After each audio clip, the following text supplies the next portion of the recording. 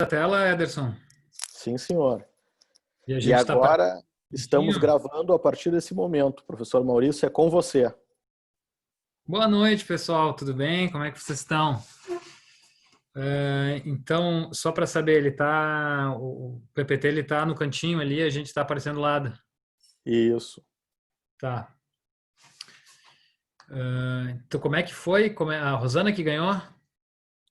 Foi a Rosana que ganhou. Ela explicou o motivo da gente ter colocado o Rolling Stones na semana passada. E aí ela ganhou um livro meu. Vou mandar para ela depois. Manda só o endereço inbox ali que eu encaminho. A gente vai fazer outras interações aí, fiquem atentos que hoje vai rolar umas interações aí, vocês podem concorrer também a outro exemplar. Legal. Bom, pessoal, então vamos começando a aula já. Eu questionei vocês, eu coloquei ali no grupo hoje de tarde para saber se alguém conhecia, não sei se foi hoje ou foi ontem, o app da dívida legal, não, da dívida aberta, que é o web da Procuradoria da Fazenda. Essa é uma das mais novas formas que a gente tem nossos dados tributários disponibilizados para o público geral. Tá? É um appzinho que está em qualquer loja de celular, enfim, mas depois a gente vai conversar um pouquinho, vou falar um pouquinho sobre ele. Tá? Então vamos lá, pessoal. A gente vai tratar de responsabilidade tributária. Aqui somos nós dois, os contatos vocês já têm, podem nos contatar pelo grupo, a gente vai manter esse grupo até quando tiver gente interessada em tributário, ali a gente vai ficar fazendo essa interação. Achei muito legal a interação que quem é que foi? Foi o Guilherme Brandelli, que falou da área dele de contábeis e tal. Acho que esse grupo ele serve para isso, pessoal, também, para a gente dividir experiências, né? E principalmente fazer contatos, enfim, relacionados com o tributário. Então, na aula anterior a gente falou na aula anterior a gente falou mais sobre formas de execução na execução fiscal e formas de ataque, né? Não só ficar na defesa, na execução fiscal e formas de ataque, que é a melhor defesa, como o Ederson, um maravilhoso jogador de futebol, falou. Né? Então, isso a gente desenvolve mais, enfim, a gente chama de administração de passivo tributário, a gente desenvolve mais em outros cursos que a gente tem também. Mas é importante que ali deu para ter uma visão bem geral, uma visão global de quais são as ferramentas do direito tributário em alguns casos específicos. Essa mesma lógica que eu vou trabalhar hoje aqui, tá? A gente vai tratar sobre a responsabilidade tributária dos administradores, para trazer uma ideia, para pessoalizar mais um pouco o direito tributário, no sentido de que muitas vezes a gente pensa que o tributário ele bate só na empresa, né? Então ele vem só colocar a empresa como sujeito passivo da obrigação tributária, mas muitas vezes isso respinga no patrimônio do sócio e nos últimos anos a gente tem visto isso acontecer de uma maneira, vamos lá, mais frequente e de formas novas disso acontecer. Tá? Então a gente dividiu aqui em 3 pontos. Então, um pouco de responsabilidade tributária dos administradores da empresa. Vão ser poucas lâminas que a gente vai só colocar, assentar o assunto que a gente está falando. Depois, quais as situações que colocam esse patrimônio em risco, o patrimônio dos sócios, dos administradores. E tem uma outra situação que não é só de sócio administrador. O importante eu coloquei aqui, mas isso pode acontecer com qualquer uma pessoa, é bem importante isso. E depois, no ponto 3, eu chamei de monitorando os riscos, que seriam os impactos. Então, o que coloca o patrimônio em risco e quais os impactos disso? Daí sim, quais são as situações, como isso pode influenciar o patrimônio desses sócios no dia a dia. Né? Então, o que acontece? É responsabilidade criminal, ela pode ter, não pode ter, e assim por diante. Certo? Adiante, então, pessoal. Responsabilidade tributária dos administradores da empresa. Eu não quero, quem já teve tributário deve estar pensando, ai, que aula chata, né? Essa aula aqui. Mas a ideia aqui é só a gente diferenciar um pouquinho diferenciar um pouquinho das outras, do que a gente poderia falar em responsabilidade tributária, que é um mundo muito amplo, e a gente focar no que a gente vai tratar aqui.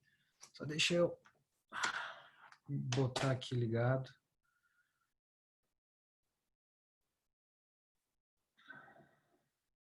E daí, o que a gente tem então, pessoal? Primeira coisa, quando a gente fala em responsabilidade tributária, o nosso código, melhor, a palavra responsabilidade ela é utilizada no CTN de duas formas diferentes. Primeiro, a gente tem aquela ideia de responsabilidade no sentido de que alguém é responsável por algo que esse alguém fez. Como se fosse o culpado. Né? Então, essa é ou seria a responsabilidade por infração. Outra acepção da palavra é o responsável em oposição a contribuinte.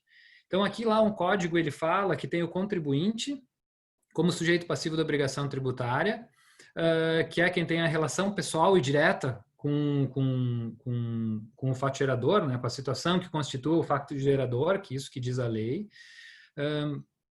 E o responsável é toda a pessoa que, quando não se reveste dessa condição de contribuinte, tem uma obrigação de responsabilidade definida em lei.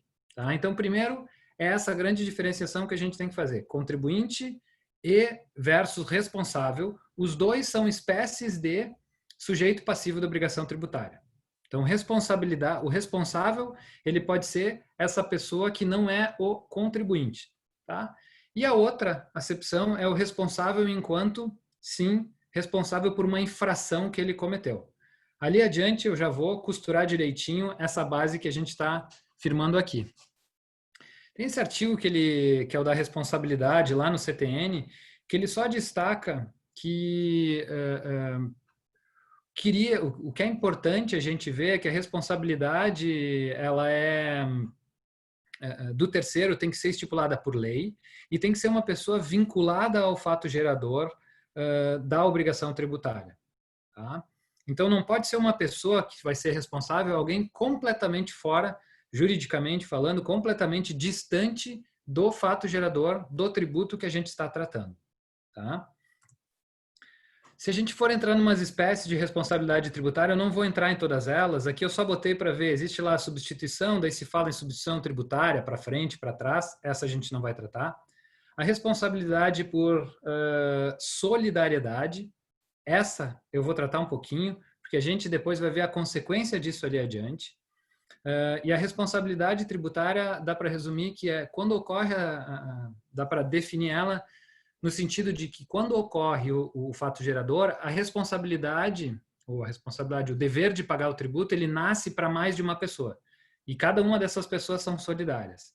Na substituição tributária, por exemplo, quando nasce a obrigação tributária, quando ocorre o fato gerador, naquele momento a responsabilidade tributária, ela nasce para um terceiro, ela está substituída, seja para frente ou para trás. A transferência, pessoal, tem vários casos que a gente não vai conferir, não vai analisar aqui, mas algumas pessoas colocam a responsabilidade por transferência quando ela nasce para o sujeito passivo contribuinte e com o tempo, por algum motivo posterior no tempo, ela é transferida para uma outra pessoa. Então, no caso, pode acontecer que a gente vai tratar aqui da responsabilidade tributária da PJ, que depois ela é redirecionada para os sócios da empresa. Tá? E por último, a responsabilidade por infração. E daí eu chamei responsabilidade por infração de terceiros, porque o código, enfim, ele tem lá a topologia do código, quando ele coloca a responsabilidade de terceiros, tem o artigo 135, que no fundo ele é uma responsabilidade de terceiro, mas é uma responsabilidade pessoal de terceiro. Uma responsabilidade pessoal por uma infração cometida por aquele terceiro. E ali no 135, que a gente vai ver daqui a pouco, que a gente tem a figura da responsabilidade do administrador, sócio, gerente de uma empresa. Tá?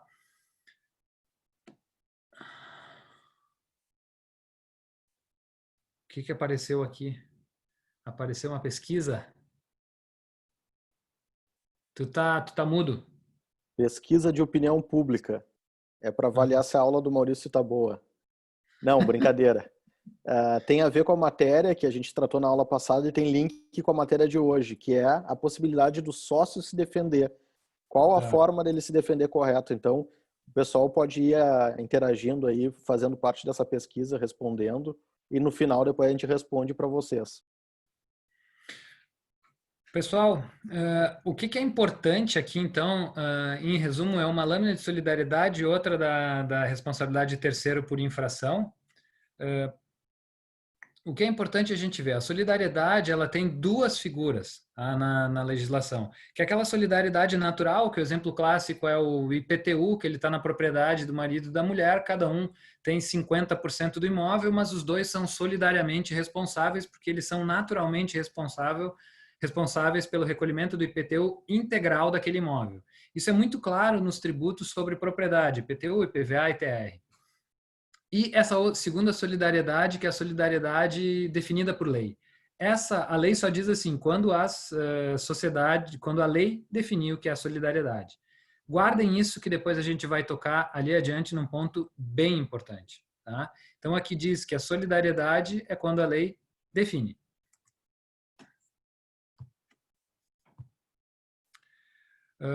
E última lâmina desse ponto, pessoal, que daí é aquela questão da responsabilidade por infração de terceiros. Aqui eu vou parar um pouquinho, porque esse artigo é o artigo que está gerando muita discussão no momento, tá? No momento, já há bastante tempo, mas ele é o centro dessa aula. O artigo 135 do CTN, ele fala, são pessoalmente responsáveis pelo crédito correspondente às obrigações tributárias resultantes dos atos praticados com excesso de poderes, infração à lei, contrato social e estatuto. Então, aqui a gente tem um ato excessivo, uma infração clara de lei, quando cometido por essas pessoas. E no inciso 3, que a gente vai ter diretores, gerentes, representantes das pessoas jurídicas de direito privado.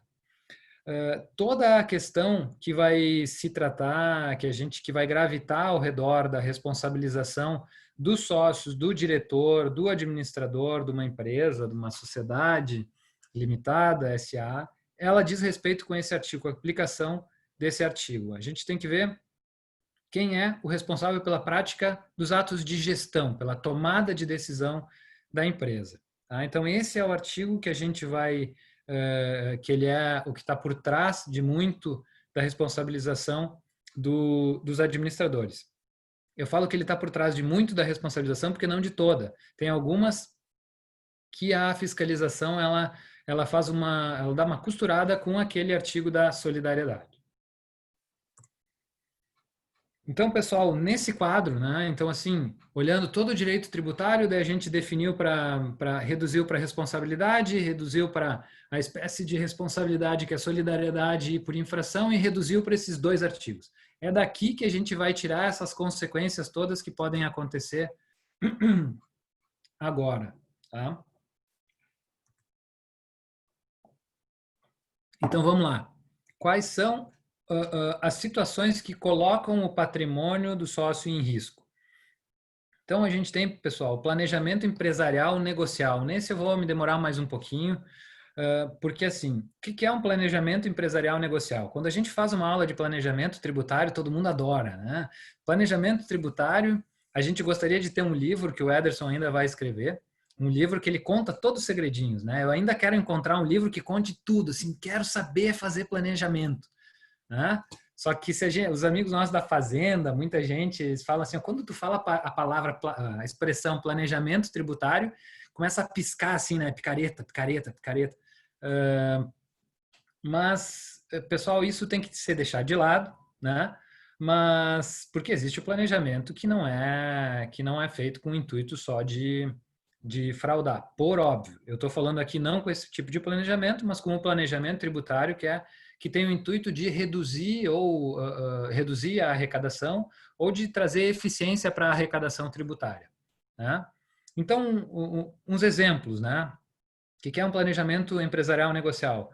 Uma empresa que está no lucro real e que o dono, que o conselho decide ampliar os negócios da empresa, dividindo as atividades da empresa, ou uma empresa que ela já tenha mais de uma atividade dentro do mesmo guarda-chuva do CNPJ, e ela decide dividir essas atividades e ela abre uma outra empresa. Abre outro CNPJ, outra sede e passa aquela atividade para dentro dessa segunda empresa.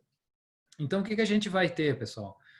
Por exemplo, uma empresa que ela vende eletroeletrônicos e faz manutenção deles. Então, eu coloquei ali, tem comércio, exemplo, comércio e serviços, ela faz a manutenção e também faz a venda desses bens. A empresa está crescendo, ela está lá, CNPJ-A, está faturando no lucro real, o que ela vai fazer? Ela abre só, ela faz uma divisão, põe a empresa de serviços embaixo de outro CNPJ que vai recolher pelo lucro presumido.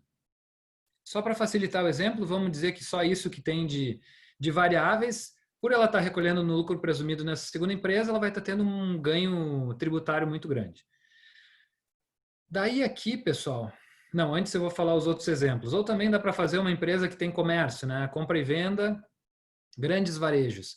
Antigamente teve um caminho que as empresas, as grandes varejistas, elas começaram a segregar o CNPJ, deixavam o varejo físico num, todas as lojas, todo o faturamento, deixavam o varejo de e-commerce em outro guarda-chuva. Depois, por uma questão negocial do tempo, há uns 5, 6 anos atrás, elas começaram a fazer o caminho de volta, começaram a juntar tudo.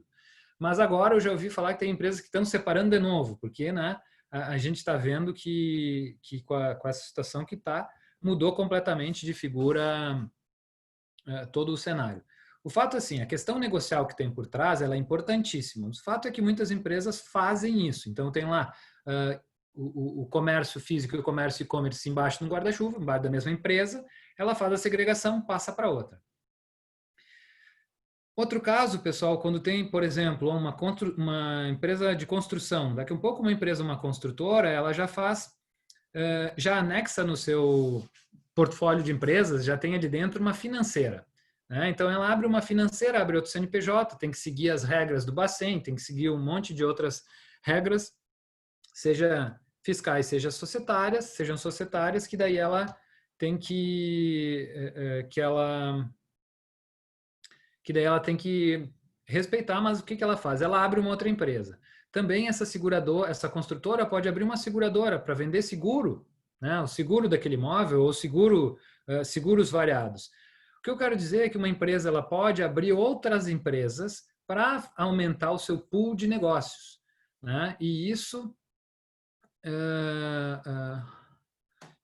não tem nenhuma violação quanto societária, mas pode gerar um problema tributário. Que problema tributário pode gerar? No CARF hoje, pessoal, daí aqui eu passo a lâmina. Não, ainda não, senão vocês vão ler. O CARF tem... existe um mantra que eu chamo de mantra, porque há muito tempo existe uma jurisprudência que se formou, está se formando cada vez mais forte, dizendo o seguinte: existe um dever fundamental de pagar tributo. Sendo um dever fundamental de pagar tributo, que decorre da solidariedade, que todo mundo, toda a sociedade deveria ser solidária para sustentar o Estado, né? Isso faz com que esse dever fundamental de pagar tributo, ele implique em dizer que a empresa ela não pode se reorganizar com o único objetivo de reduzir a tributação de todo o seu negócio. Então, assim, o objetivo de uma reorganização empresarial não poderia ter como única finalidade economizar tributo. Em resumo, é isso. Tenho diversas críticas acadêmicas. O Ederson tem 200 milhões de críticas a isso também. Mas o fato é que, pessoal, tem essa jurisprudência muito forte no CARF. E daí começou a surgir... Vai lá. Professora, posso falar? Claro. Sobre esse aspecto, assim, eu acho que um argumento que desmonta essa tese fajuta de que o planejamento tributário não pode economizar é a existência do regime de simples, lucro presumido e lucro real, por exemplo. Por que diabos uma empresa se enquadra no simples, senão tão somente para pagar menos tributo? Então, aí, com esse singelo exemplo, a gente poderia ilustrar com outros tantos. Imposto de renda à pessoa física tem a declaração completa e a simplificada. Por que a pessoa escolheu a simplificada? Porque provavelmente ela não tem despesas dedutíveis, logo ela quer economizar tributo. Então, é tão ridículo esse argumento que ele não se sustenta com os próprios permissivos legais. Não te interrompo mais, professor. Não, pode interromper, como sempre, esses comentários inteligentes. Mas é isso, pessoal.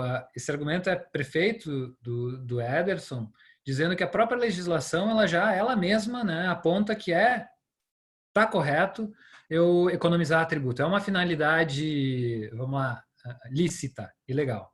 O fato é que o CARF ele tem cada vez mais utilizado e tem dado robustez a essa tese, dizendo que não pode.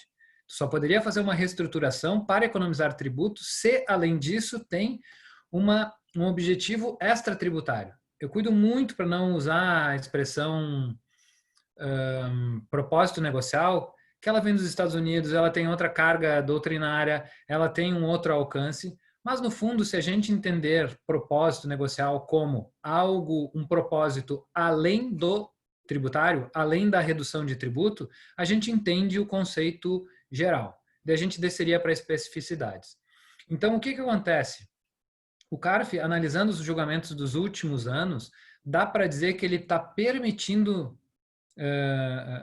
planejamentos tributários ou reorganizações societárias, como prefere chamar, reorganizações estruturais societárias, sempre quando tem uma vantagem não só tributária, né, como eu coloquei aqui lá na lâmina, quando tem uma coerência entre a operação e as atividades empresariais das partes envolvidas. Isso é muito importante porque isso aponta para evitar fraudes. O que o CARF também, o início da doutrina do CARF, da jurisprudência do CARF, não doutrina, foi no sentido de afastar aquelas grandes fraudes que tinham, que daí tem casos clássicos, eu não vou dizer o nome da empresa, mas tem uma empresa aqui do Sul, que é o clássico, que ela tinha 8 empresas no guarda-chuva de todo o grupo empresarial, que eram 8 empresas de papel. Não tinha absolutamente nada, eram só empresas no papel, eram só contratos sociais, não tinha um empregado, não tinha uma sede, não tinha nada, absolutamente nada. Ela só criou aquelas empresas para ter benefícios fiscais, uma comprando da outra, uma passando para outra, só contábeis. Quando acontece isso, o CARF entende que não tem coerência entre as operações das empresariais das partes. Muitas dessas empresas que fazem reestruturações societárias, e daí entra no ponto 3, o CARF ele diz assim, ó, quando não tem uma razoabilidade no intervalo temporal entre as operações. Então, assim, ó, muitas empresas eram constituídas num dia, desconstituídas no outro, aumento de capital constituídas num dia, depois de 3 dias era aumento de capital, depois de 5 dias entrava um sócio muito grande, depois de um mês saía outro. Tudo que no mundo dos negócios, ainda que não seja impossível, é extremamente improvável que aconteça. E volumes aqui absurdos de dinheiro. E por último, pessoal, documentação adequada, feita no tempo correto e que expressa a real substância do negócio. Então aqui é justamente o CARF coloca como um argumento para sustentar planejamentos tributários, um argumento para dizer o seguinte, olha, eu separei a empresa de varejo da empresa de serviço? Sim, mas eu separei no papel ou eu separei físico? Separar físico é colocar uma empresa numa sede, outra empresa no outro, tem empregados de uma empresa, tem empregados da outra, tem contabilidade das duas, tem gerência das duas. Se possível, a visualização das duas empresas é outra coisa, a sinalética é outra cor, é outra empresa, tudo aponta para que são empresas diferentes. Quando acontece assim, o CARF começa a dizer que tem substância do negócio e não está sendo feito algo simplesmente no papel para economizar tributo. E por que e daí ele acaba aceitando quando tem uma empresa assim, uma empresa que é só varejo, que daí vai abrir o varejo e-commerce, é outro mundo o varejo e-commerce do varejo físico. Né? Tu tem que treinar as pessoas diferentes, num tem muito mais TI, no outro tem muito menos, um tem estoque centralizado, muito mais centralizado, o outro tem que toda a distribuição para lojas, enfim. Depois eu botei ali o caso do Kiwi Boats, tem 2 acórdãos deles, que daí depois vocês ficam com esse tema de casa para estudar. Num ele permite, no segundo eles verificam que foi efetivamente uma fraude e daí indeferem o planejamento. Teve um espaço de 8 anos cada um, é bem interessante esse caso. O que eu quis destacar aqui, pessoal? O planejamento tributário, ele é importantíssimo, ele é muito benéfico para as empresas, mas ele é um dos terrenos mais arenosos que tem, no sentido de que a gente pode resbalar e sair simplesmente por uma decisão interpretativa dos conselheiros do CARF ou juízes, quando for para a justiça, ele pode ele pode passar de ser um planejamento permitido para um planejamento, para uma simulação. Isso é uma interpretação que sai do perfeitamente lícito e legal para a simulação. E quando é considerada a simulação no negócio, essa simulação gera efeitos para o administrador, para os sócios, para o administrador, porque daí eles vão ser considerados, ali no artigo, vão ser caracterizados no artigo 135, parágrafo 3º ali que a gente viu, porque eles agiram com abuso de direito, atos abusivos. Por quê? Porque pegaram uma estrutura societária que é lícita, então não é contra a lei, mas utilizaram aquela estrutura de forma abusiva. Daí a gente entraria em toda uma discussão do que é abuso ou não, mas com isso já dá para deixar clara a linha de raciocínio. Se eu peguei uma estrutura societária e reorganizei todo o meu grupo empresarial, eu com o objetivo que fosse só economizar tributo, que eu acabei violando isso, algumas dessas coisas eu posso passar a ser responsável na pessoa física, o administrador, os sócios.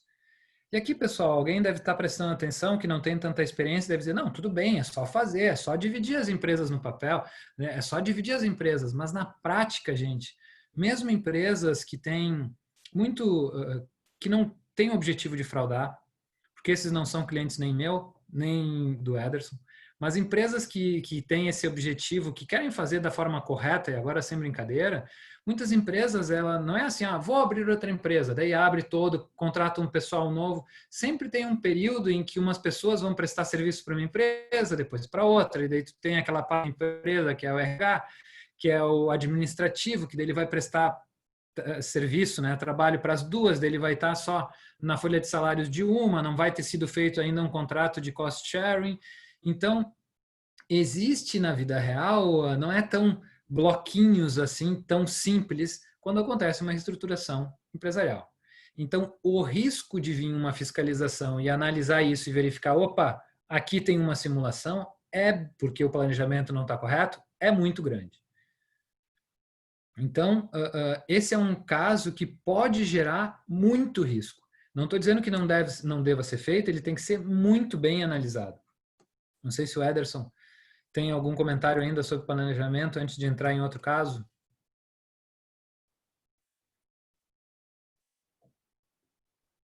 Eu acrescentaria aí a fala do Maurício, e concordo com o que foi dito. Esse levantamento dos precedentes e tentar entender o que já foi decidido nos evita dores de cabeça. Mas aí eu coloco Maurício e colegas para a gente refletir um pouco e até talvez debater isso num curso específico sobre o tema, até que ponto não se está tolhendo a liberdade e até que ponto não está se tolhendo a criatividade dos negócios, né? Porque isso, em outra medida, quer dizer que tu só pode fazer negócios num determinado formato. E aí tu fere de morte uma série de outros direitos fundamentais, especialmente a livre iniciativa. Então, é um tema que eu considero assim, importantíssimo.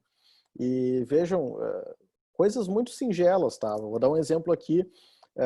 Uma empresa que atua agora a gente está impedido de trabalhar, né? Todo mundo está enfrentando isso. E algumas empresas estão conseguindo atuar porque elas têm vendas pela internet. Mas para vender pela internet, talvez muitos não saibam, é preciso um arranjo de pagamento, né? Então, não basta simplesmente, agora eu tenho a minha empresa e agora eu vou começar a vender pela internet. Eu preciso ter uma outra empresa que me intermedia. Eu preciso ter uma outra empresa que faz a validação do cartão de crédito. Então, é uma cadeia de funcionamento grande que a gente talvez às vezes desconheça. E aí, sobre estes valores que estão sendo vendidos, são tributados na íntegra a parcela que fica com a intermediadora, por sua vez, ela tem que faturar o valor da venda integral ou só a parcela da intermediação do negócio. Então, vejam, eu estou trazendo um exemplo que é muito atual, que é a possibilidade, a necessidade de vender pela internet, e a gente sabe que essas vendas é cobrado muitas vezes de 10 até mais o percentual sobre as vendas para viabilizar nos marketplaces. Então, e aí, como é que a gente faz o planejamento levando em consideração esse quadradinho aí editado pelo CARF? O importante é, pessoal, a gente sempre, eu sou muito pragmático na advocacia, eu advogo de acordo com o que os tribunais falam, mas é muito importante eu pauto, não pauto, mas eu norteio as opiniões legais, mas é muito importante a gente sempre ter formas de superar isso, né? De tentar fazer a jurisprudência evoluir, trazer argumentos novos, porque muito disso pode engessar muito o negócio e, né? Daí vai acabar completamente a livre iniciativa.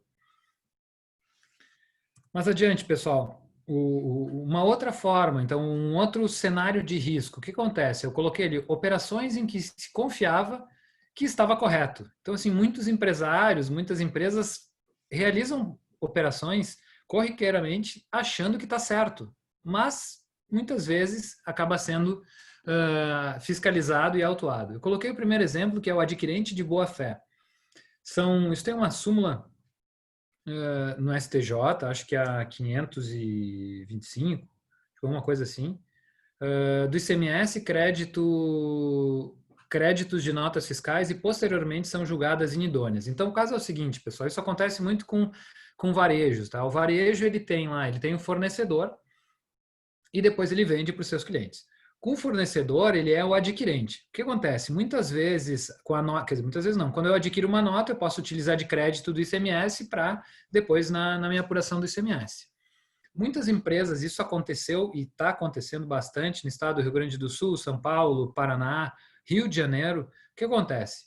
Tem umas empresas que são fornecedoras, é pura fraude mesmo, que eles fornecem nota fiscal.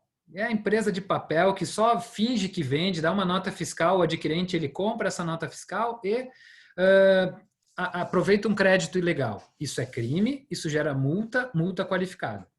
As receitas estaduais começaram a fiscalizar muito isso. E o que se viu na prática? Muitas dessas empresas, esses fornecedores de má-fé mesmo, o que eles faziam?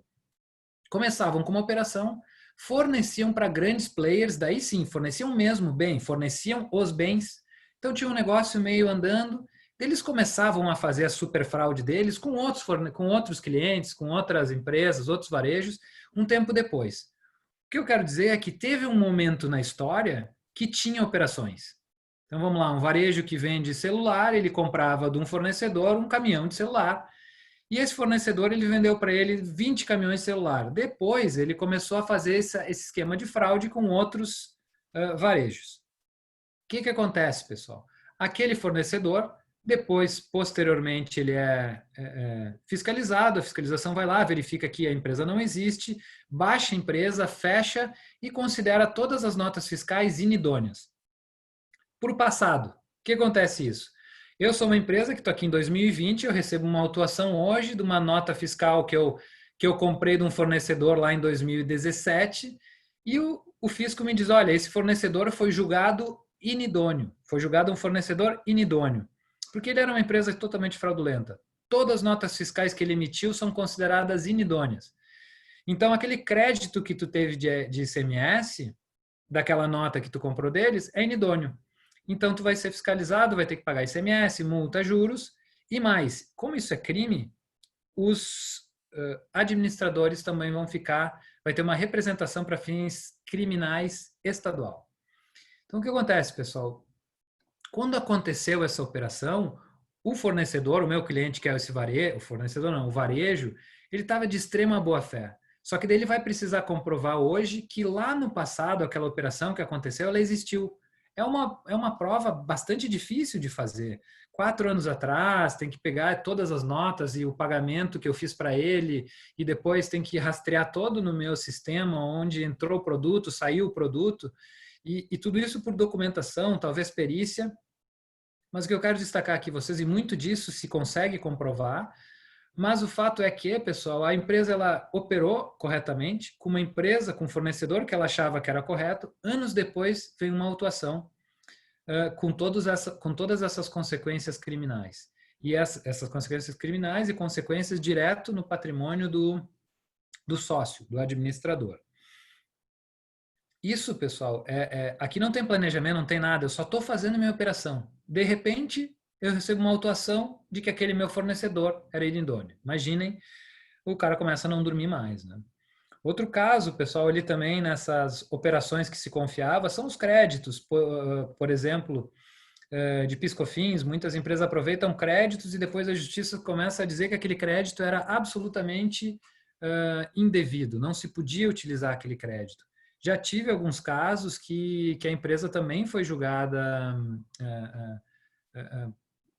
também foi considerada que ela se valeu de créditos abertamente indevidos ou francamente indevidos, no entender da fiscalização, e por isso ela agiu contra a lei. Agindo contra a lei, entra naquele artigo 135 da responsabilização dos sócios, porque agiram contra a lei. Então, a gente tem, de novo, uma operação que está acontecendo, que ela pode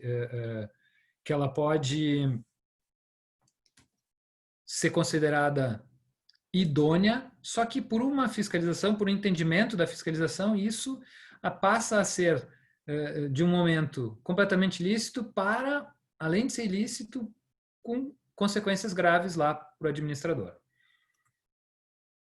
Isso, pessoal, um outro caso. Então, tem planejamento, tem esses casos que a gente achava que era correto, simplesmente tocou a vida. Terceiro caso, crise. Crise é o que a gente está vivendo agora. Preciso explicar mais. Então, essa é uma lâmina simples para falar. E daí chega naquele momento que o empreendedor ele tem que fazer aquela decisão, tomar aquela decisão que nenhum empreendedor quer tomar. Realmente, pessoal, é uma decisão difícil. Tem gente que não gosta, tem gente que odeia empreendedor, que diz, empreendedor, não é isso, empresário do diabo.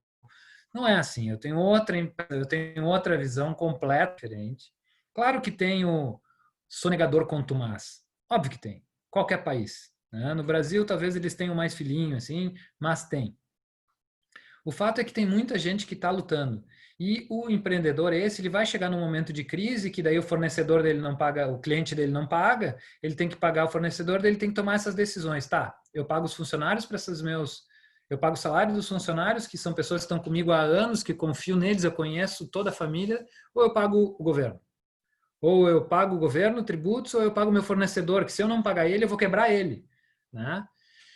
E o que está acontecendo é cada vez mais, pessoal, essas situações elas serem classificadas como infrações à lei e refletindo na responsabilidade para o administrador lá do artigo 135. Tem um novo paradigma que se modificou, que foi criado agora no finalzinho do ano passado, que isso para mim é uma das coisas mais graves que aconteceram nos últimos anos em direito tributário, que é o fato o simples não pagamento de tributo, que não era considerado crime numa jurisprudência de milênios no Brasil. Antes do descobrimento tinha essa jurisprudência. Mudou no dezembro do ano passado, dizendo que não é bem assim. A declaração de ICMS sem o recolhimento do ICMS pode tornar, ou melhor, quando ela é feita de forma contumaz, é caracterizado como crime.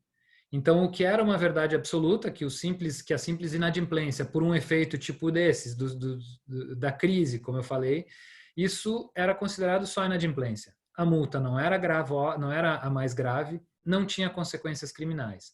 Agora, isso foi caracterizado como multa qualificada e além de crime. O alcance que isso está tendo, a gente está vendo aos pouquinhos. É muito recente essa decisão do STF, muito recente, mas na mídia já aconteceu, vocês já devem ter visto, um mês atrás, foi preso o presidente de uma empresa conhecidíssima no país, eu não falo o nome porque eu não tive acesso ao processo, mas saiu na mídia, e que ele teria incidido exatamente nessa hipótese do precedente. Ele teria declarado ICMS, não recolhido ICMS, embutido o valor no preço, porque é como funciona o ICMS, e considerou-se que ele era um criminoso. Não sei se o Ederson quer conversar sobre isso. O Ederson fez uma live bem interessante sobre o assunto. Sim. Bom, se deixar eu falar, vai ser uma aula só sobre esse tema.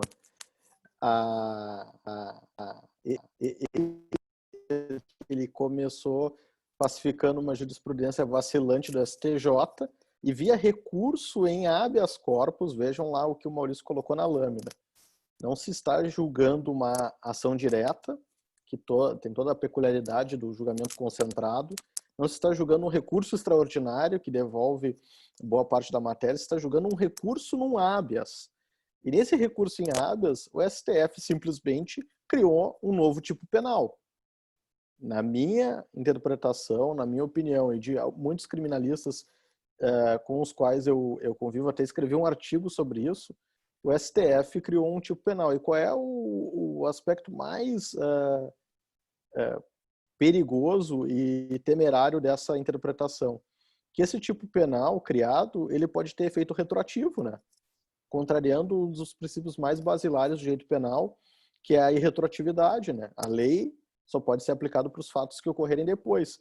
Como o STF está interpretando uma lei que é de 1990 e dizendo que determinada conduta também se encaixa nela, esse caso aí que o Maurício nos narra é um caso de um comportamento ocorrido antes do julgamento do STF e que, portanto, poderia ser passível de persecução penal. Então, é extremamente com tristeza assim, que eu vejo essa interpretação tomada pelo Supremo e que tem um efeito muito, muito, muito perigoso para todo empreendedor, né? É um outro incentivo negativo, um outro desestímulo à atividade empreendedora. Mas não vou falar mais, professor Maurício. Pode falar, pode falar. Eu não sei se eu falo agora, algumas coisas eu quero falar, não sei se eu falo agora ou depois. Talvez eu utilize essa lâmina aqui. Vou falar agora. Depois a gente retorna. Pessoal, Que manda. é muito importante a gente pensar o contexto, tá? Eu sou extremamente liberal nas minhas visões, enfim, mas eu acho que a gente tem que entender também um pouquinho do que tem de histórico, de história. A ideia de empresa, e aqui eu vou falar empresa de sociedade limitada, existia sociedade lá em direito romano. Alguém começa, que coisa chata. Não, vocês já vão entender. A ideia de empresa por sociedade de cotas, a primeira empresa por responsabilidade limitada foi em 1602, foi aquela Companhia das Índias Ocidentais. Me corrija se eu não estou errado aí, Ederson. Essa foi foi a primeira empresa com limitação de responsabilidade por cotas. O que que isso fez, pessoal? Isso tem várias análises históricas. E daí ela começou a se desenvolver mais e teve bastante no mundo anglo-saxão, depois passou para outros países.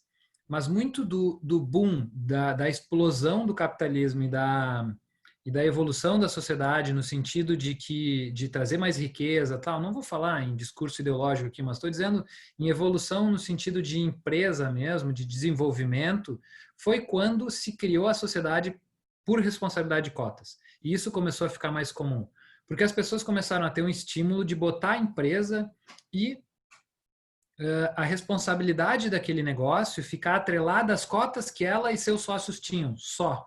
Foi quando a pessoa começou a pensar, eu estou super afim de fazer um negócio, só que eu não quero botar em risco o patrimônio meu e da minha família.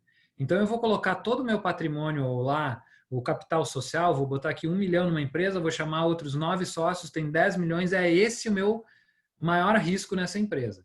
E claro, desde que eu não sonegasse, desde que eu não fraudasse, desde que eu não fizesse um crime mesmo, o resto é risco do negócio. E isso, pessoal, deveria ser muito bem, em vários outros países, isso é extremamente respeitado. Né? Depois eu vou falar da desconstituição da personalidade jurídica, e é onde esse tema também vai aparecer, tá? Mas só vou voltar aqui. não, como é que eu volto aqui? Aqui. Mas aqui esse é um dos pontos, pessoal, que traz essa consequência.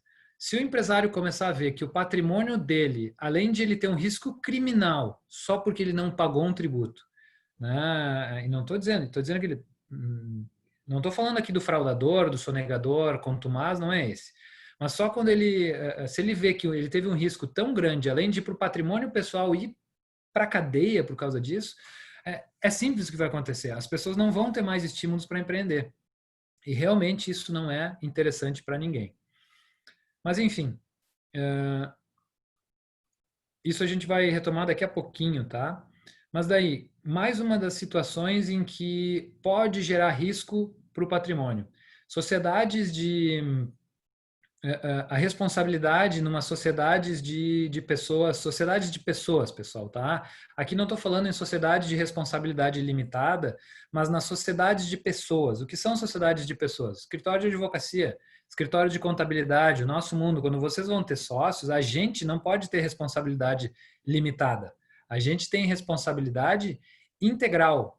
Os sócios de uma sociedade de pessoas, ele tem responsabilidade integral pelo patrimônio total, né?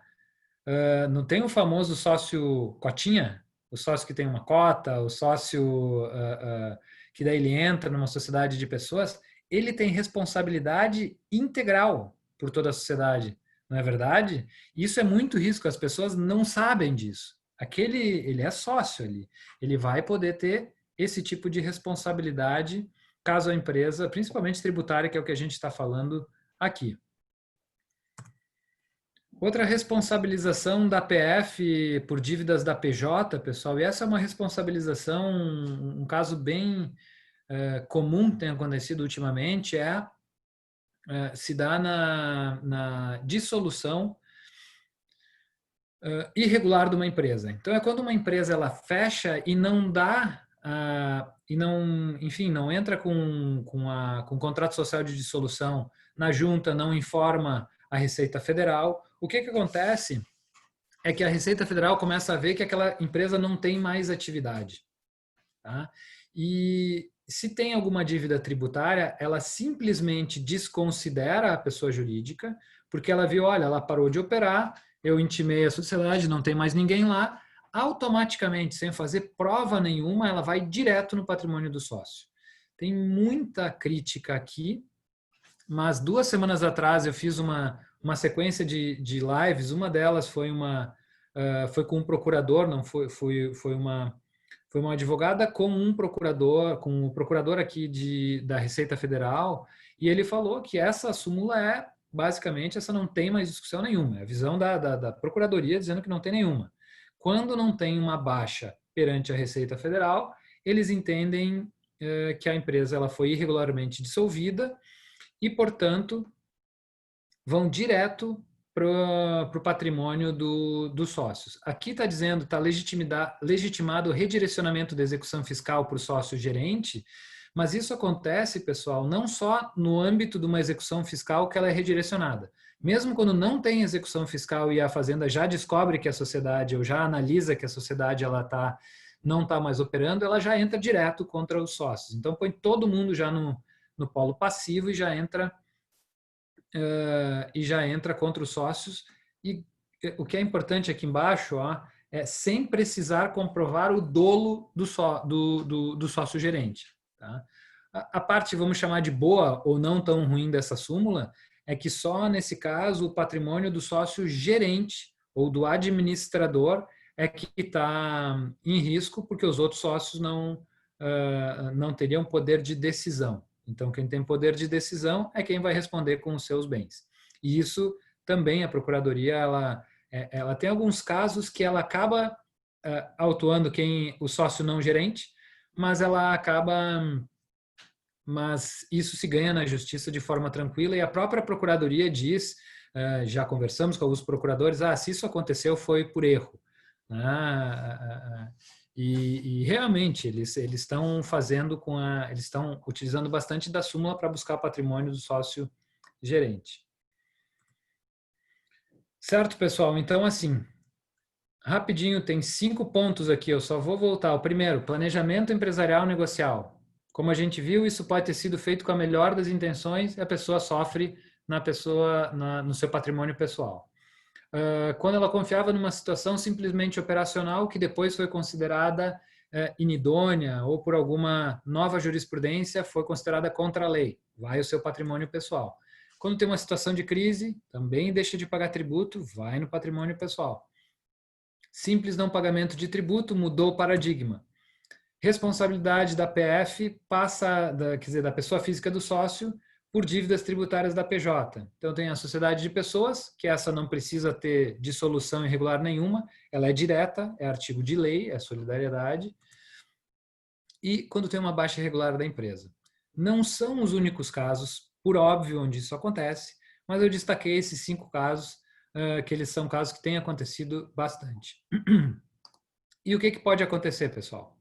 Então, assim, quais são os impactos disso e como a gente pode monitorar os riscos, pode minimizar, defender os riscos aqui.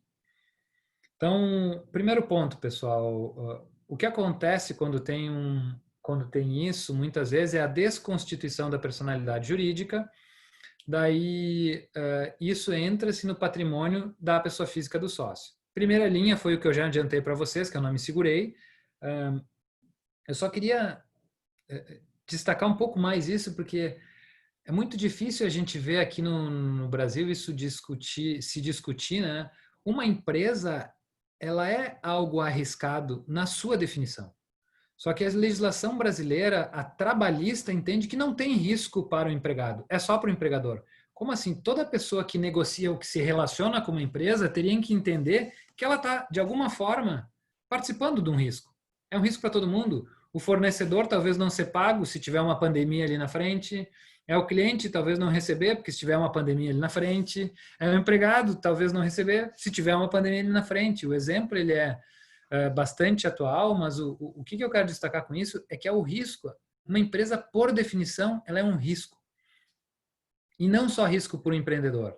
E eu não estou falando, claro, não estou falando do fraudador, da pessoa, do sonegador contumaz, mas sim estou falando da empresa enquanto instituição social. Ela está lá, mas por óbvio que ela corre um risco. Pode acontecer uma falha de operação, pode acontecer algo fora da sua força que ela vai quebrar. E se ela quebrar, ela vai entrar num processo de falência, vai deixar de pagar alguém. Aquela pessoa correu o risco. Né? Mas o fato, pessoal, então, é que daí tem mecanismos e a jurisprudência no Brasil basicamente desconsidera esse argumento que eu falei. Praticamente a legislação trabalhista, assim, não interessa o argumento, ela rapidinho desconsidera a personalidade jurídica da PJ e vai no patrimônio do sócio. Aqui no tributário, pessoal, ela tem alguns casos bem específicos, mas uma das questões que começou ao início, quer dizer, que teve uma discussão bastante forte um tempo atrás, foi com o novo CPC a necessidade do incidente de desconsideração da personalidade jurídica. Só que rapidamente já o STJ entendeu que não se aplica isso para o tributário. Então, no tributário não se precisa fazer o incidente da desconstituição da personalidade jurídica. Com isso, a Fazenda ela não precisa realizar toda uma constituição de prova mais robusta. Não quer dizer que ela não precisa fazer isso, porque ela tem que trazer essa prova dentro da execução fiscal, e ali o juiz ele pode redirecionar. Como a gente já viu, isso não é para tudo. Se for a desconstituição, a dissolução irregular de uma sociedade, vai ser aplicada aquela súmula 435 do STJ, sem prova nenhuma. A Fazenda só diz assim, a sociedade não está mais operante. Aqui no arquivo da Receita Federal consta como operante. Incide-se a súmula, desconsidera, vai na personalidade do sócio.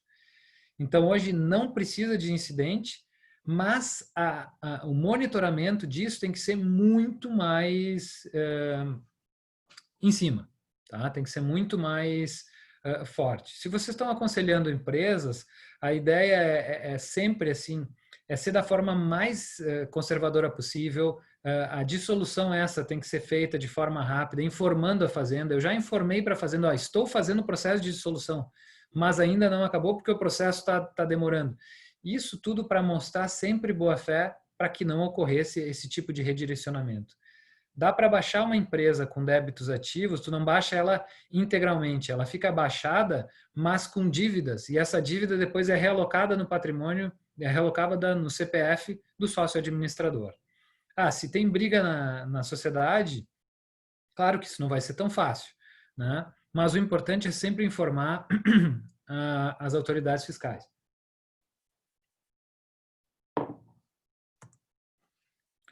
E daí a gente tem, pessoal, a desconstituição da personalidade jurídica pode acontecer fora da execução, pode acontecer já antes, né? E pode acontecer já dentro de uma execução fiscal. E aqui a gente tem uma jurisprudência que também se firmou na STJ, que eu acho que ela não faz o menor sentido, mas o fato é que ela existe, que diz que caso o nome do sócio conste da CDA, é possível o redirecionamento simples, sem a comprovação, né? A Fazenda não precisa nem comprovar porque vai redirecionar, só porque o nome consta na CDA. Porque a CDA goza de presunção de liquidez e certeza. Vários precedentes assim na STJ. Caso o nome do sócio não conste na CDA, não é possível o simples redirecionamento. Caso a Fazenda, nesse caso, cabe que a Fazenda comprove os requisitos lá do artigo 135. Do meu modo de ver, esse primeiro precedente, ele está completamente equivocado,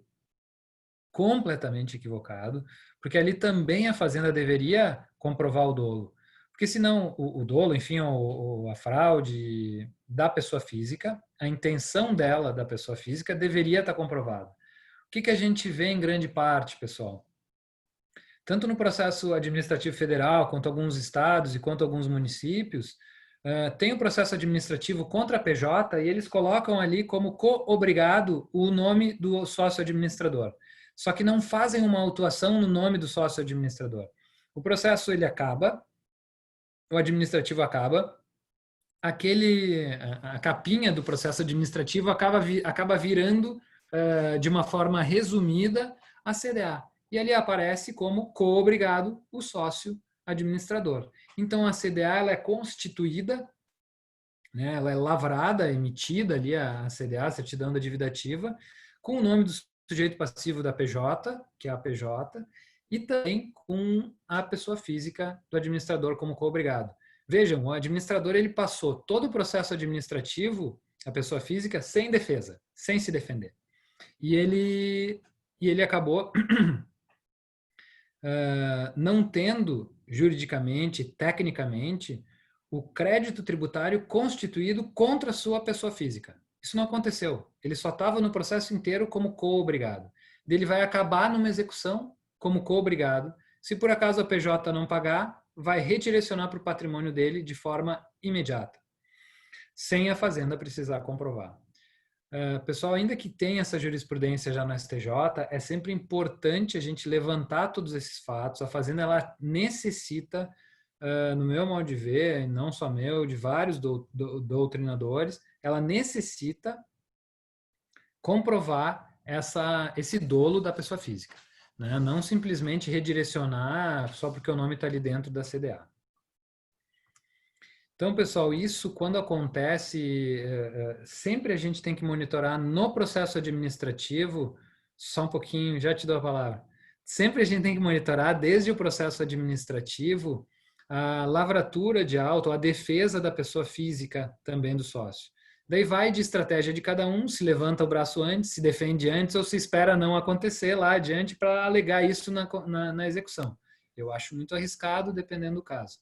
Mas o que tem a contribuir aí, Ederson? O professor Maurício Maioli acabou de responder a enquete que eu lancei aí. Então, depois a gente vai compartilhar os resultados, mas é essa a resposta da enquete. Mas o ponto, assim, para destacar, gente, qual é a relevância disso, de não botar o nome na CDA? É que lá na execução, independentemente do meio que o sócio vai se defender, inverte completamente o ônus da prova, né? Porque enquanto ele não consta na CDA, o ônus é do fisco de demonstrar que ele agiu com dolo. Quando o nome está na CDA, presume-se que aquele ato administrativo ele é legítimo, ele é correto, ele goza de presunção de certeza e, portanto, o ônus é do contribuinte. E aí a gente sabe que o estándar de prova para os juízes contra um ato do Estado é muito elevado. O sujeito ele pode trazer a carteira carimbada, autenticada, com a figurinha do Romário na Copa de 94, com a bênção do Papa, e ainda assim ele não vai ter provado adequadamente na visão do judiciário. Então a gente tem um problema gravíssimo, que é o standard de prova, porque é muito difícil desfazer isso na execução fiscal. Esse é o problema que eu acho que é grave com essa orientação que o Maurício havia criticado agora há pouco.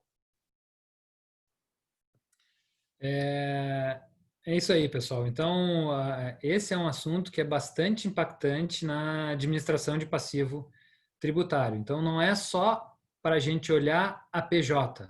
A gente tem que avaliar se isso vai ou não e quando vai ou não atingir o patrimônio do sócio administrador. Tem um caso aqui, pessoal, que daí que é do arrolamento administrativo. O que é o arrolamento administrativo? Ele está previsto no artigo 64 dessa lei. E, basicamente, o que o arrolamento se faz? Se faz com qualquer sujeito passivo, se faz com a pessoa jurídica e com a pessoa jurídica ou física, enfim, não tem vedação. Sempre quando tiver uma dívida conhecida superior a 30% do patrimônio conhecido. Tá? Esse é o critério, só. Então, quando tiver uma dívida conhecida superior a 30% do patrimônio, a Fazenda pode fazer o arrolamento administrativo. Se ele é administrativo, que ele é administrativo, tem o númerozinho do Comprote, quem não sabe o que é Comprote, coloca ali no Google, Comprote. Comprote é o númerozinho do processo na Receita Federal. Tá? Então, a Fazenda ela faz esse processo administrativo, eu estou falando aqui federal, porque essa lei é federal, tem arrolamentos administrativos estaduais, mas daí são leis específicas de cada estado.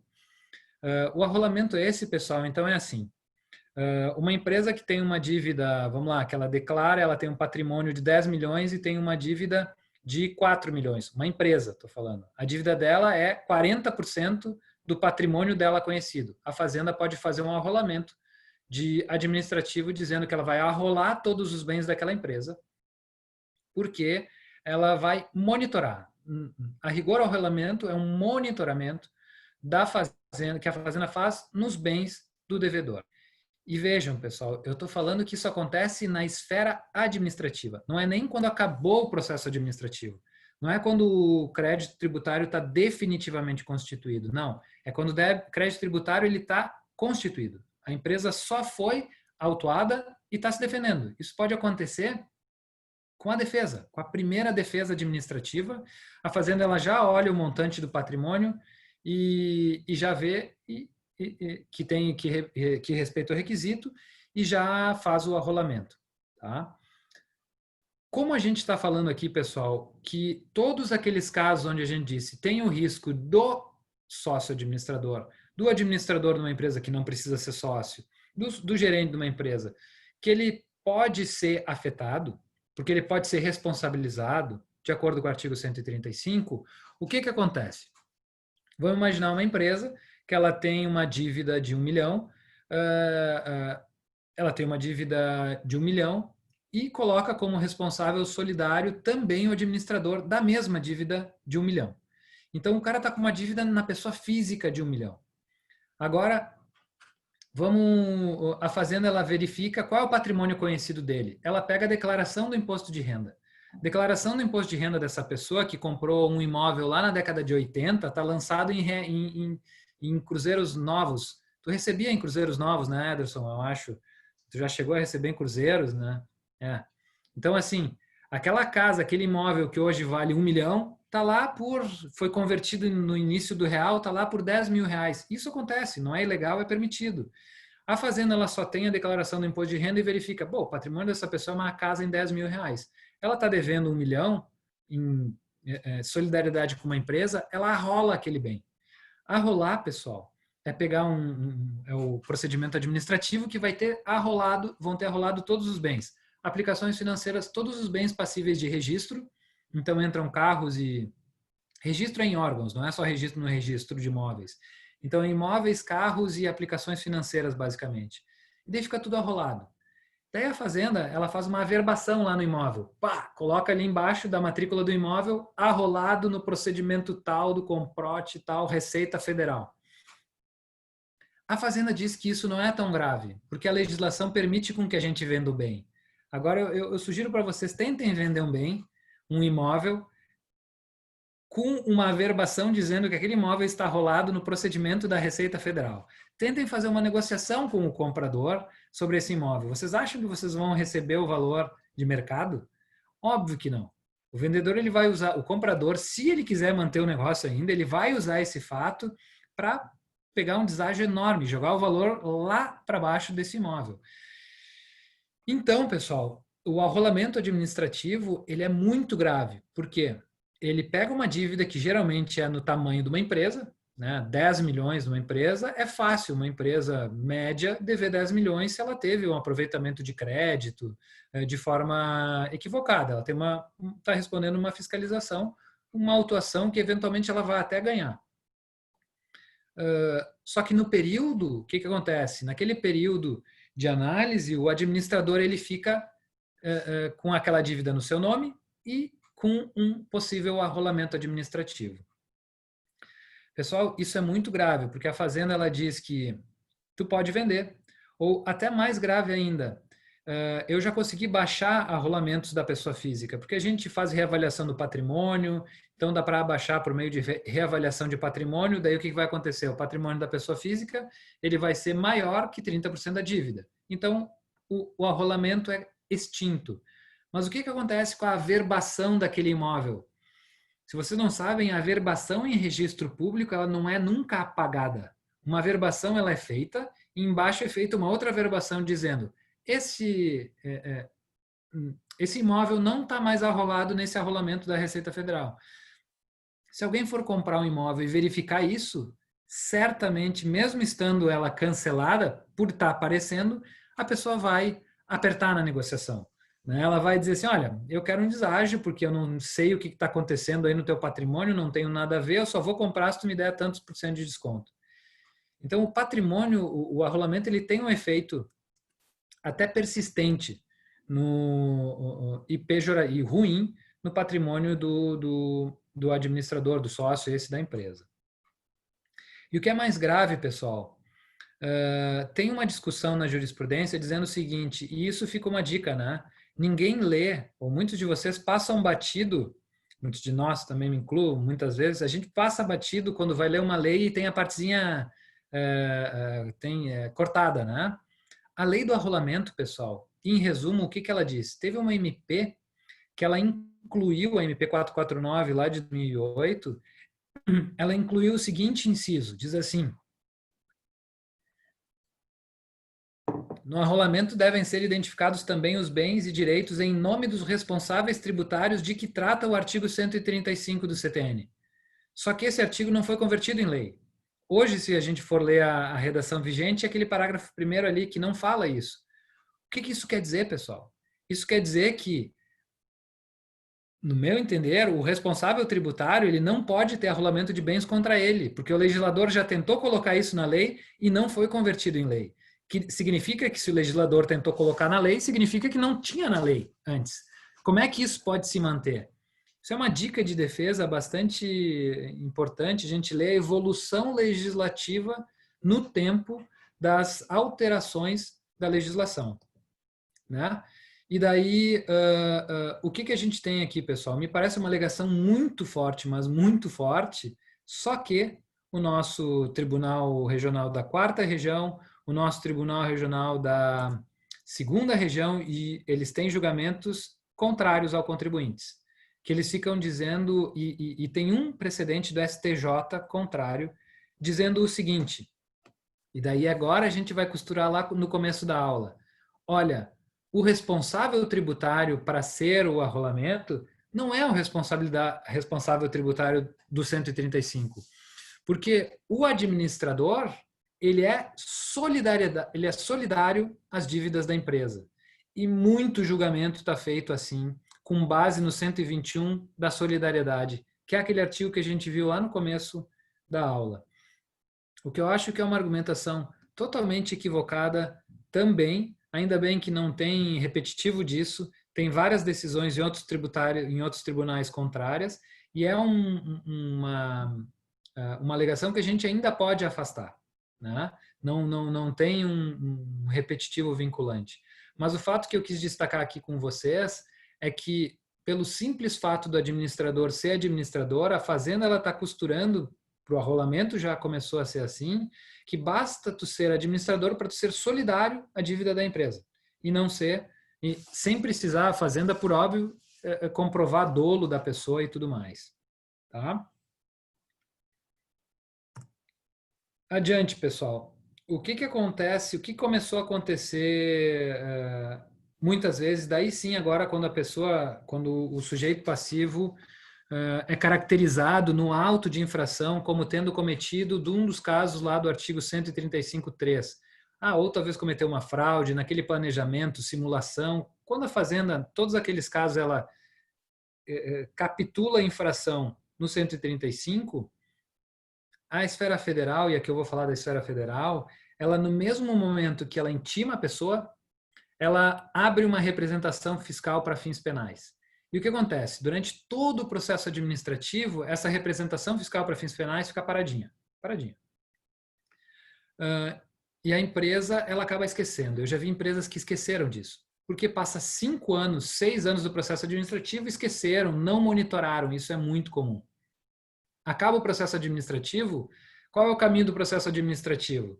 Daí a fazenda vai ter 5 anos para executar, ou a empresa pode fazer várias coisas, mas o fato é que daí a dívida tributária caminha para um lado e sem avisar ninguém, porque isso é previsto na lei, aquela representação para fins penais, ela destrava, porque o processo, o crédito foi mantido, e daí eles mandam para o MP, o PAF, o processo administrativo fiscal vai para o MP, o MP manda para a PF, Polícia Federal, o delegado, ele decide se ele vai abrir um inquérito. Se ele abre um inquérito, a primeira coisa que ele faz é intimar o administrador para ouvir ele. Então, assim, isso é fato, já aconteceu, pessoal. 12, 13 anos depois do fato ocorrido, o cara já não é mais administrador da empresa. Isso aconteceu com alguns clientes. Não é mais administrador da empresa, está lá bem na vida, está lá com seus netos. De repente vem uma intimação assim, comparecer na Polícia Federal tal dia por débito da pessoa, e com um número. O cara se apavora, né? Como a gente está vivendo hoje, ele já se vê no Fantástico, com uma, como é que é? Uma algeminha, assim, se vê no Fantástico, apavora. Porque algema. Algema, isso. No espanhol, esposas. E daí ele se apavora, porque realmente ele fala, não fiz nada, né? Eu só fui administrador dessa empresa por um tempo, até ele tomar pé da situação, já chegou próximo da audiência, ele tem que contratar um advogado penalista, contratem advogado penalista, pessoal. Porque é difícil, e daí ele vai lá muitas vezes, senta na frente, se apavora, daí ele tem que explicar para o delegado que ele era administrador de uma empresa, o delegado vai ter que tratar sobre o crédito do PIS/COFINS, se era insumo, se não era, entendeu? A gente vai ter que trazer uma argumentação tributária num âmbito totalmente estranho a essa discussão. Mas tem maneiras de suspender esse inquérito. Por exemplo, se o processo já estiver na justiça, ele estiver com garantia, dependendo da garantia, eu posso suspender esse inquérito. Mas o que eu queria destacar aqui para vocês é o risco, pessoal. Essa representação para fins penais, ela sempre foi conhecida desde a intimação da impugnação anos atrás. Só que as empresas esquecem, isso acontece. Basta monitorar, que daí a pessoa pelo menos sabe quando isso vai acontecer, consegue se preparar com tipos de garantia ok. E mais, pessoal, desde o final de novembro de 2018, se vocês já não entenderam a gravidade disso, do final de 2018 foi permitido que a Receita Federal publique todas as empresas no site, por portarias, quem tem representação para fins penais. Então, está publicado o nome da PJ e da PF, da polícia, da pessoa física, aqui está publicado lá no site da Receita Federal. Eu coloquei aqui, começou a primeira divulgação em janeiro de 2019, eu coloquei o número da portaria, vocês coloquem lá, vocês vão ver, tem um monte de administrador, nome, sobrenome, e tudo dizendo o nome do processo, está lá. E por que a Fazenda diz que isso pode? Porque é a respeito à lei de acesso à informação. Isso eu acho irônico, porque quando é para botar a pessoa na vidraça, é acesso à informação. Quando a gente pede para ver um inquérito no STF, não pode mostrar, né? Mas, enfim. E já tem mais alguns casos aqui, pessoal, mais alguns impactos. Esse daqui, pessoal, é muito grande, porque o que acontece? O artigo 185 ele fala assim: presume-se fraudulenta a alienação ou oneração de bens ou rendas por sujeito passivo em débito para com a fazenda pública. Esse artigo ele é tão grave, pessoal. Esse daqui que eu disse para vocês que não é só para o administrador, ele vale para qualquer pessoa. Se vocês forem comprar um imóvel e a pessoa que estiver vendendo para vocês, jurídica ou física, ela tiver qualquer débito no nome dela, inscrito na dívida ativa, qualquer CDA no nome dela, aquela venda é presumivelmente nula. Não vai ser, por que é presumivelmente? Porque ela só não vai ser nula se para arcar com aquela, fazer frente àquela dívida, aquele vendedor tiver outros bens. Mas, pessoal, isso é muito grave, daí isso eu sempre digo, os meus alunos, ex-alunos, eles já devem ter ouvido essa frase. Vocês vão esquecer de mim, vocês vão esquecer do belo rostinho do Ederson, vocês vão esquecer dessa aula, mas não esqueçam disso, pessoal. É muito importante. Quando vocês forem comprar um imóvel ou vender um imóvel, não é o caso, ou assessorar pessoas que vocês vão comprar um imóvel. E aqui a gente está falando de qualquer dívida tributária em nome daquela pessoa física, não é dívida do imóvel. Então, assim, se eu sou um administrador de uma empresa, que eu tenho uma dívida da PJ, que eu sou solidário, e já foi feita a CDA no meu nome, e eu resolver vender um imóvel, essa venda é presumivelmente nula. O comprador não tem como saber disso, porque isso nem está na matrícula, muitas vezes. Porque não é necessário ter uma súmula do STJ que ela protege o adquirente de boa-fé, mas essa súmula não é aplicada ao tributário, diversas jurisprudências do STJ. O que tem que se fazer? Tem que sempre, enquanto comprador ou assessorando um comprador, tem que sempre buscar CNDs, mas não é a positiva que eu vejo de negativa, é a CND mesmo, da pessoa lá que vai vender. É bastante difícil isso, mas sempre atentem-se a isso, tá? Isso, pessoal, teve uma modificação em 2005 nessa lei e ela começou a ser fiscalizada muito tempo depois. Não tem muitos precedentes. A Fazenda, eu acho que ela até usa pouco disso, mas eu já vi casos que ela anulou vendas, presumivelmente por causa disso. E não acontece no dia seguinte, né? Acontece sempre anos depois. Mais um, pessoal. Qual o impacto que pode dar? O Ederson comentou também que tem muitos débitos que são pequenos, que a Fazenda nem executa, né? O que a Fazenda começou a fazer? Protestar. Porque se ela protesta, e daí ela protesta os débitos grandes e começou a protestar débitos pequenos, a lei permitindo o protesto é de 2012. Mas até o STF e o STJ reconhecer isso foi o STF, eu coloquei ali no ADIM em 2016, o STJ permitiu no final de 2018. Na real, a gente só tem 1 ano e pouco desse protesto ser permitido no âmbito judicial. A Fazenda de alguns estados está mais avançada, que eu já vi protestar muito, principalmente no Distrito Federal, eu vi protestar no Paraná, bastante. Pouco a pouco, cada ente vai utilizar mais de protesto. Protesto a gente tem que se antecipar, protesto a gente tem que ver qual forma a gente vai... Aquilo que o Ederson falou na última aula, que a gente passou para vocês, o ataque é a melhor defesa, muito disso vai ser para evitar, não as consequências ali no processo mesmo de constituição do crédito, mas principalmente para afastar esse tipo de consequência, protestos, para afastar inscrição no Serasa, inscrição no Cadim, para afastar esse tipo de outras gravosidades. Bonito, né? Gravosidades. E aí, pessoal, o penúltimo impacto pode gerar uma medida cautelar fiscal. Eu vou falar baixinho, eu falo isso baixinho para os meus amigos da Fazenda. Eu não entendo como a Fazenda usa tão pouco a medida cautelar fiscal. Porque a lei dá mecanismo, ela poderia usar isso de arrasto, assim, ó, um monte de gente, o que eu acho grave. Né? Talvez seja por isso que ela não use, porque ia dar muita briga, né? Porque, assim, a simples Se eu tenho um arrolamento e eu fizer uma alienação de bens e não informar a fazenda, porque isso pode acontecer, a fazenda pode entrar com uma cautelar fiscal. E uma medida cautelar fiscal, ela é extremamente forte contra a pessoa, porque ela vai direto na indisponibilização dos bens. E aqui é qualquer bem, móvel, imóvel, e principalmente se tu é administrador de uma empresa, ela vai indisponibilizar teu poder de administrar a empresa. A medida cautelar fiscal, ela muitas vezes eles fazem de forma equivocada, eu acho, vai no patrimônio da pessoa jurídica, da pessoa física e da família da pessoa física. Aqui é mais quando tem casos de confusão patrimonial maior. Né? Então, assim, para não chegar na medida cautelar fiscal, num direito a esse, a pessoa tem que administrar toda a sua vida muito bem para não deixar aberta essa possibilidade para a fazenda. E por último, pessoal, que eu lancei lá no grupo, no nosso grupo ali do Telegram, e teve uma pessoa, acho que foi a Roberta, que falou que é isso, é um app. Sim, é um app. Ele é até bonitinho, tem uma carinha bonitinha, ele se chama o app da dívida aberta da PGFN.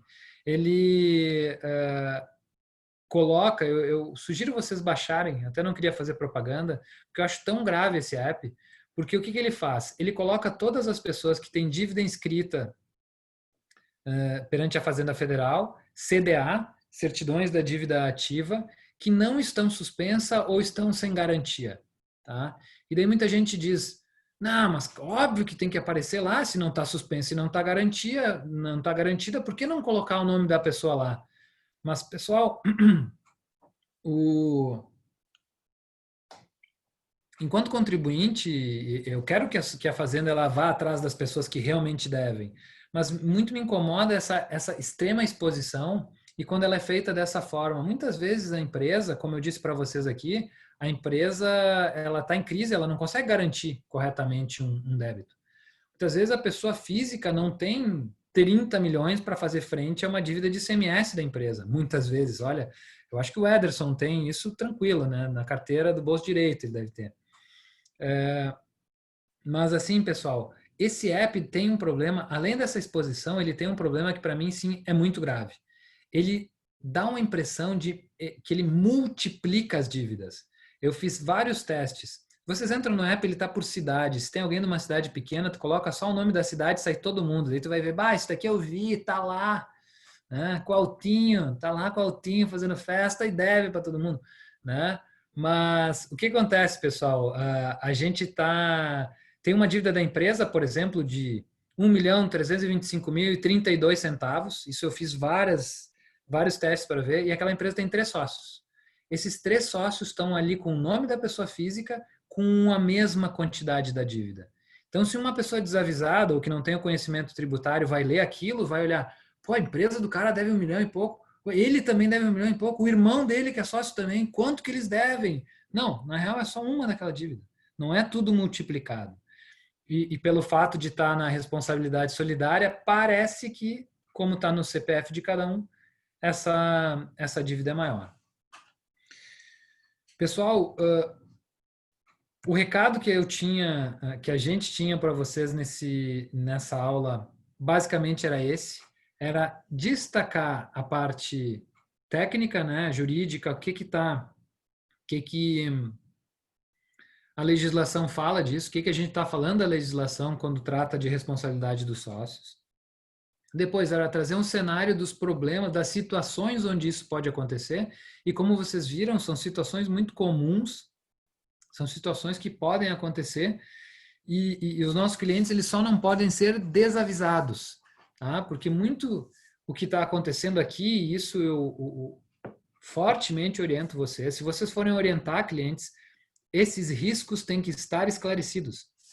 Se vocês derem um parecer para fazer uma reestruturação societária ou para fazer alguma coisa e não tiver esse risco pelo menos apontado, daqui um pouco vocês vão poder ser responsabilizados porque não exerceram a advocacia de forma correta no sentido de destacar risco, né? E por último, pessoal, os impactos não são só esses, mas vocês viram que vai desde impacto criminal, desde impacto de vergonha, né, no sentido de que o nome vai estar lá exposto num app ou vai estar simplesmente exposto, né? Ou também, daí sim, financeiro muito, que daí vocês vão ter protesto, vocês vão ter uma averbação no imóvel que vai dificultar a venda, que daí sim o patrimônio dessas pessoas vão ficar bastante afetados e desprotegidos. Basicamente era isso.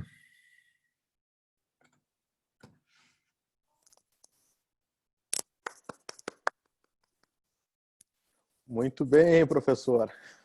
Excelente. O que que a gente... Tu estava analisando as perguntas ali. Agora a gente abre o espaço aí tradicional para a gente discutir. Eu acho que a Caroline estava com a mão levantada lá, eu perguntei se dava para ser depois. Ela não me respondeu, mas se quiseres fazer agora, Caroline, a pergunta, a gente libera o microfone e, caso contrário, a gente vai lendo as perguntas que surgiram aí.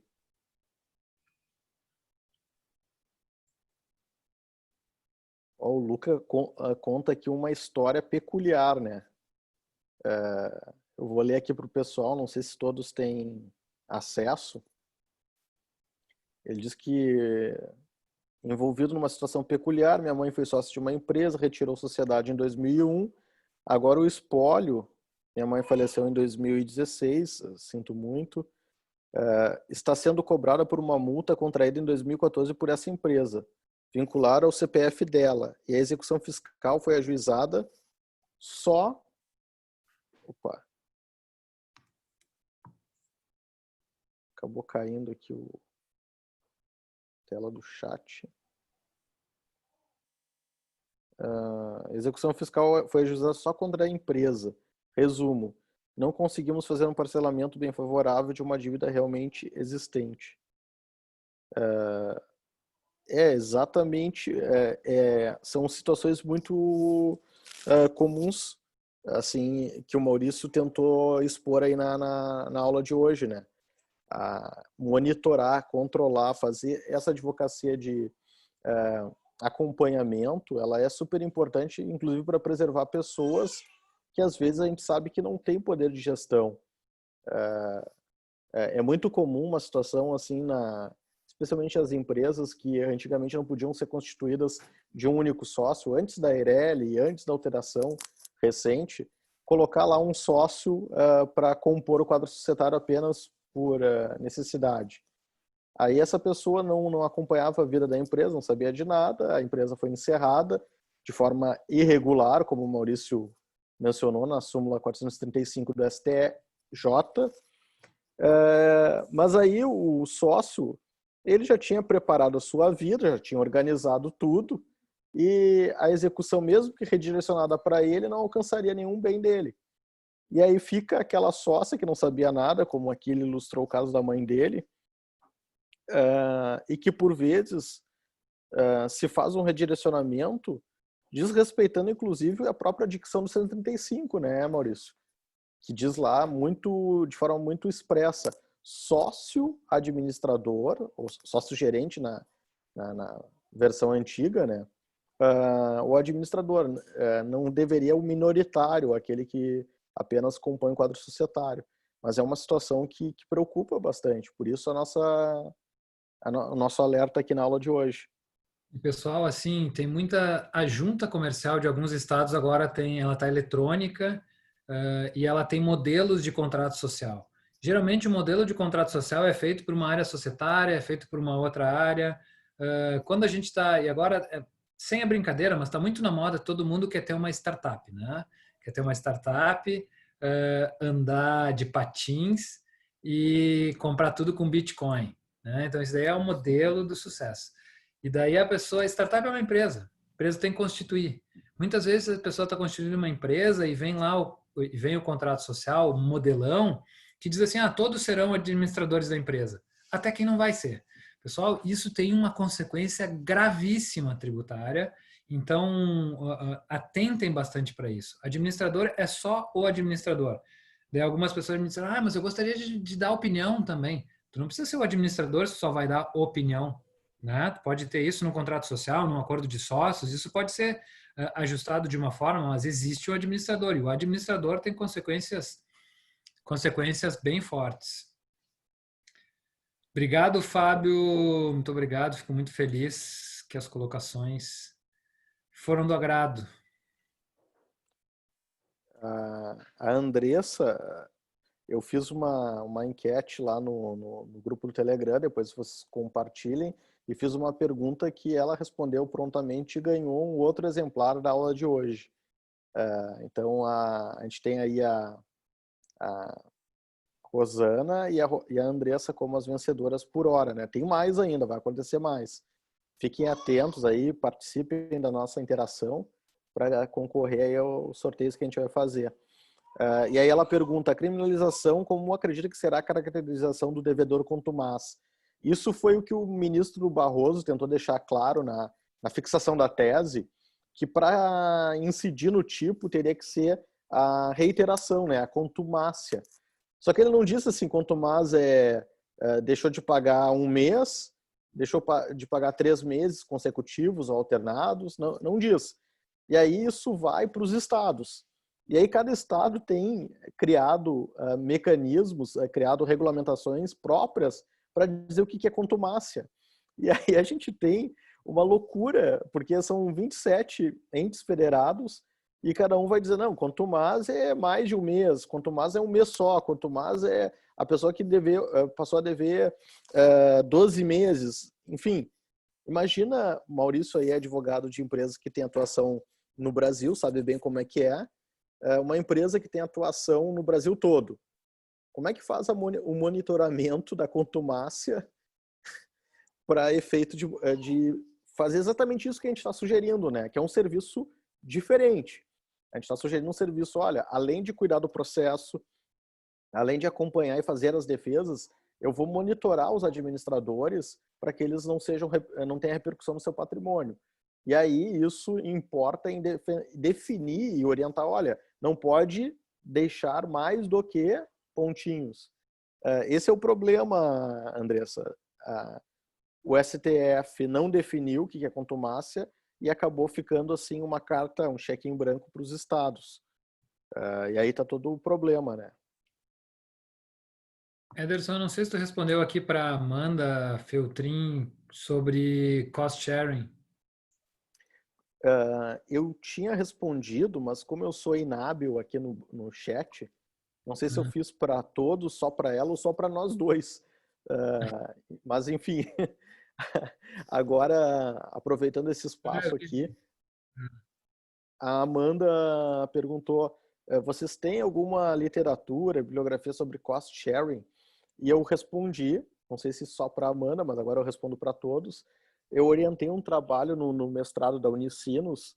O mestrando ele fez um trabalho, eu acho que até tu conhece, Maurício, é o Lucas Pacheco. O Lucas Pacheco ele fez um trabalho excelente sobre este tema. É um dos poucos que eu conheço, fora artigos. Tem artigos escritos, mas eu não conheço um livro só sobre isso. E ele agora...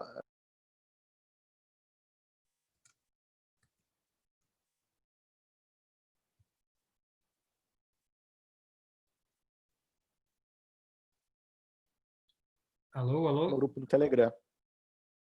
Deu uma cortada ali. Mas eu acho que ele é advogado. Eu conheço ele.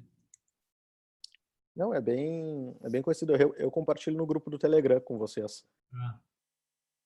E assim também, acho que o principal que eu busquei muito disso é a jurisprudência do CARF, que realmente ela dá um norte bem interessante para isso, Amanda.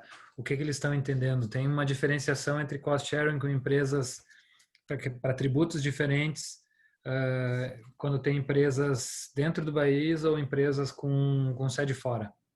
Tá? Então, isso é importante analisar. A Débora traz um caso bem interessante aqui, que é um comprador, ele comprou um imóvel com arrolamento, mas com parcelamento está sendo cumprido, com dívida valor bem inferior à integralidade do patrimônio arrolado. Qual seria o melhor meio para requerer essa retirada do arrolamento junto à Receita Federal? Por exemplo, desse comprador. O que tu sugere aí, Maurício? O comprador de imóvel com arrolamento, mas com parcelamento sendo cumprido e com dívida. O Vamos valor. ilustrar aqui. Eu estou endividado, a Receita rolou aqui o meu apartamento e o Maurício se interessou e comprou esse apartamento. Só que ele está lá rolado numa cautela fiscal, numa medida como é que ela sugere para poder liberar esse imóvel?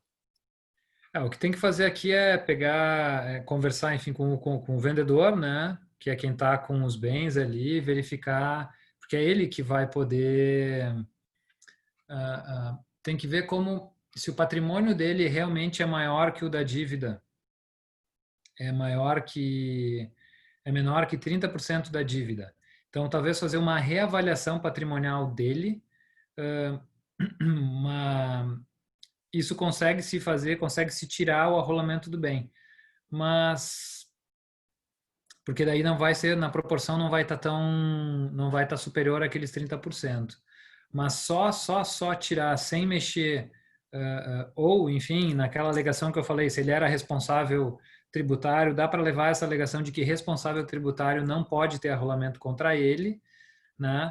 Ou também se ele tiver outros bens para garantir integralmente a dívida.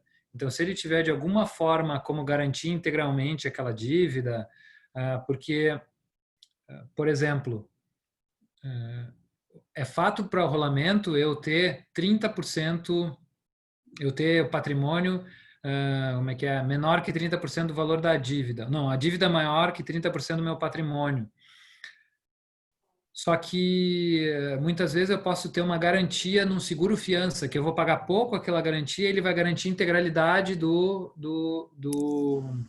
da dívida. Então, nesse ponto, Exatamente. a dívida vai estar totalmente garantida, então aquele arrolamento em relação àquela dívida, ele perde a razão de existir, né? Então, isso daí dá para alegar para afastar. Então, tipo de garantia da dívida é reavaliar patrimônio do vendedor.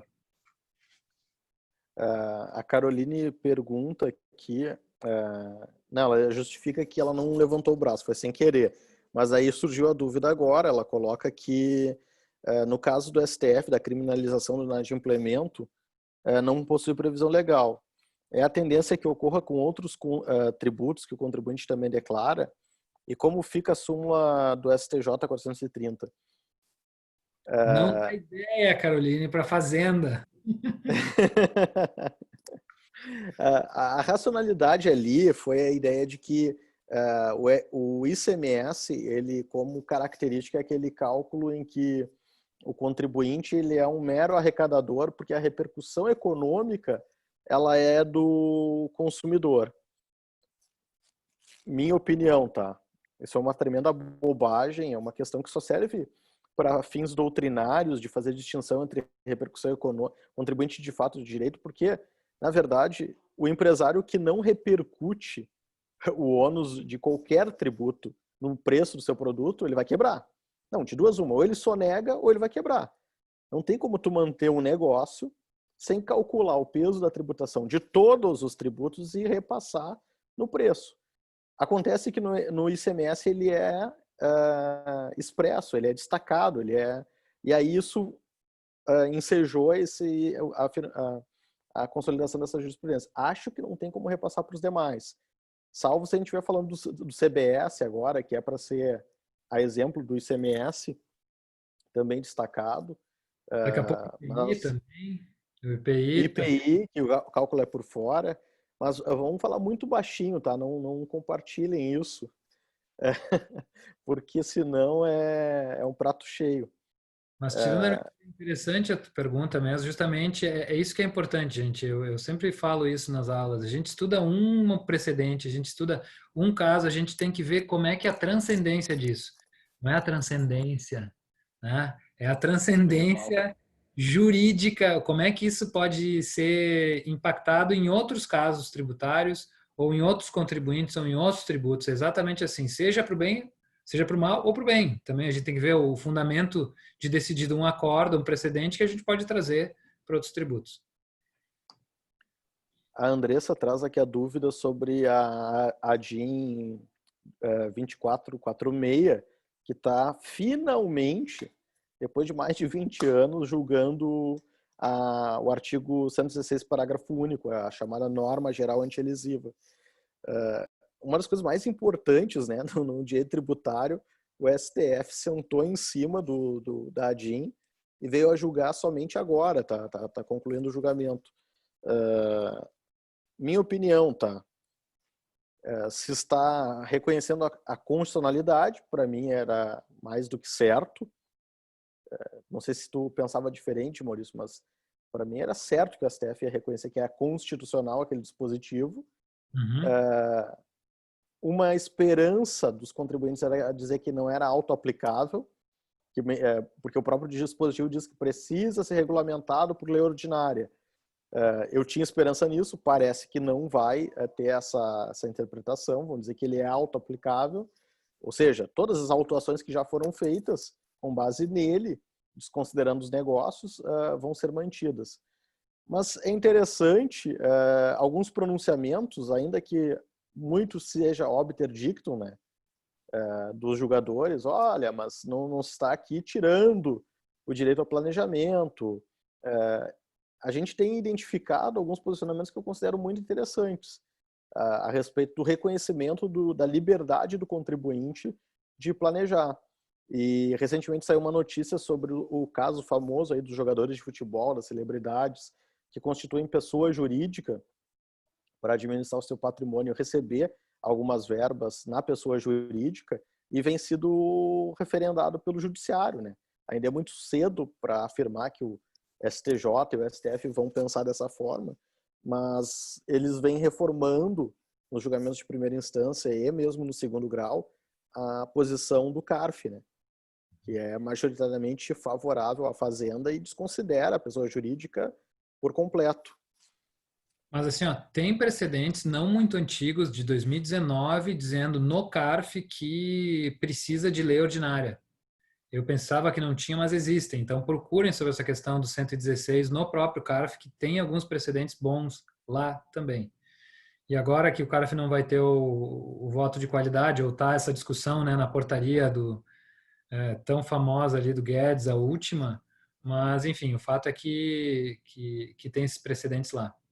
Responder aqui, tem uma pergunta do Jorge, que estava falando, eu acho que daquela resposta do arrolamento, negócios jurídicos processuais, colocando Ele outro... sugeria, ele sugeria como uma alternativa. Eu acho que é válido, é bem lembrado. Negócios jurídicos profissionais, processuais, a gente sabe, como a gente falou na última aula, é uma saída, não está tão... tá no início, né? Então eu acho que a gente todo aquele teste de jurisprudência, a gente vai pedindo, a gente vai vendo, vai conversando, mas é uma ideia bem interessante. Fábio e pessoal demais, a gente, quem não está no Telegram, só acenem aí que a gente insere depois. Eu mandei o link ali na conversa, vocês podem subir no bate-papo que vocês vão encontrar o link para acessar, alguns já acessaram, e pontualmente aí aqueles que me pediram eu fui passando o link para acessar. É ali o nosso espaço ali para compartilhar materiais, a gente tem compartilhado notícias, a gente tem feito áudios, vídeos, enfim, discutindo a matéria, e a gente queria manter essa nossa ideia, né? Para além do curso que termina na quinta, vocês continuassem interagindo, a gente continuasse interagindo ali naquele grupo. Então, quinta vai ter muita surpresa, gente. Eu peço que aqueles que estão nos acompanhando continuem, aqueles que não acompanharam façam a programação para estar quinta-feira, é muito importante todos estarem. Vai ter mais sorteio, vai ter mais interação. A gente quer contar para vocês uma novidade, compartilhar com vocês aí ao final da aula de quinta. E eu compartilhei lá no Telegram uma perguntinha que é para vocês nos ajudarem também a construir essa aula de quinta. Eu perguntei o que não pode faltar nessa aula, qual é a temática que não pode faltar. Então, por favor, comentem lá, digam aquilo que vocês gostariam de ver aprofundado do que a gente já tratou, aquilo que vocês não viram e têm expectativa de que seja tratado, porque é nessa interação que a gente vai construir essa nossa última aula na quinta que vem. Pessoal, aqui a Stephanie comenta que percebi um aumento da responsabilização por interesse comum. Como vocês estão vendo essa modalidade de responsabilização que por vezes é muito subjetiva? É aquela responsabilização interesse comum de solidariedade, né? Aquele artigo que eu comentei antes. Eu acho isso um absurdo. Eu acho que não é interesse comum. Eu não tenho interesse comum na ocorrência do fato gerador pelo fato de eu ser administrador. Não é essa a noção de interesse comum. A noção doutrinária de interesse comum na ocorrência do fato gerador é em relação a um tributo específico. Por exemplo, IPTU, naquele caso clássico que a gente sempre usa. Mas eu não posso ser responsabilizado por algo que deveria ter se comprovado o dolo, ter a comprovação do dolo e eu ser responsabilizado porque o fisco ele não tem artigo para me enquadrar e me diz que eu tenho um interesse comum. Por essa lógica, então, qualquer funcionário da empresa tem interesse comum que a empresa dê certo, né? Porque todo mundo vai ganhar dinheiro e vai ter emprego. Não é esse interesse comum, não é interesse comum no benefício da empresa, é um interesse comum na ocorrência do fato gerador, né? E não pode ser utilizado isso para desconstituir personalidade jurídica ou para atribuir responsabilidade à revelia de artigos de lei. Essa minha opiniãozinha. Concordo. E esse interesse comum tem sido utilizado como fundamento para a responsabilização de empresas de um grupo econômico. E isso Isso. aí é complicadíssimo. Tema para a gente tratar aí.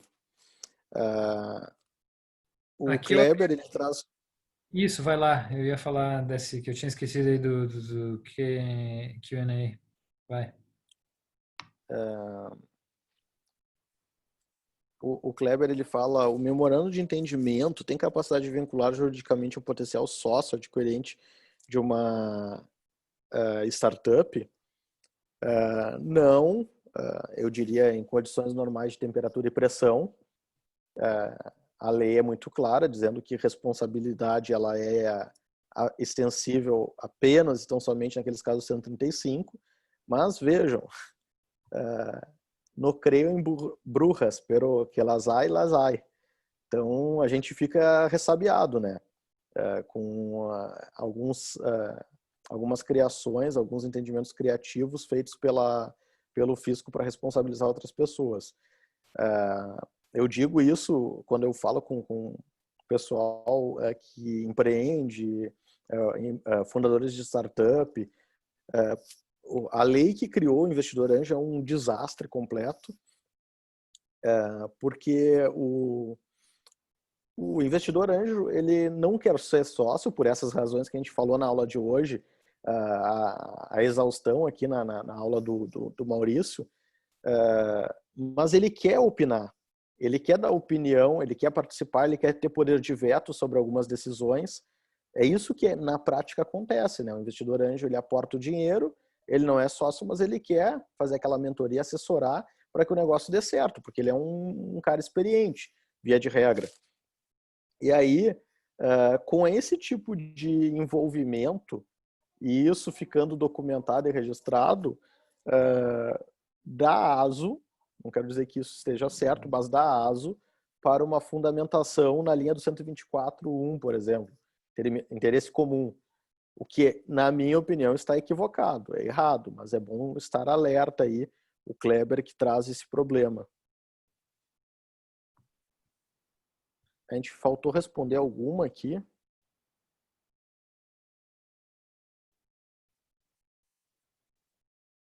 Não sei se a gente respondeu a todos.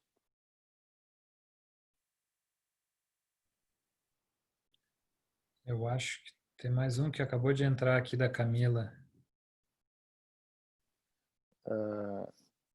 A enquete que eu fiz ali era sobre o sócio, né, que foi inscrito, o Maurício respondeu ao longo da aula, e aí eu vi que alguns responderam, a maioria, 51% respondeu certo, embargos à execução, a defesa correta, né?